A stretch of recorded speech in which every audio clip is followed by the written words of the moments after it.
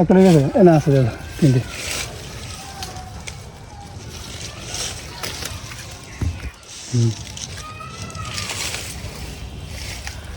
আসসালামু আলাইকুম প্রিয় দর্শক বন্ধুরা, আমার এই মালটা কাছে প্রায় 20-40টা মালটা ধরছেন আর কি। তো ফুলা মানে নিতে নিতে মানে আধে হালিয়ে যায় আর কি, নিতে নিতে বর্তমানে 3টা মালটা আছে। এমন একটা মালটা আমার এক বন্ধুর লাগিয়ে ফার্সে লইব, মানে কেমন লাগে স্বাদ কীরকম সেটা দেওয়ার জন্য আর কি। তা একটা মালটা তুলতেছি,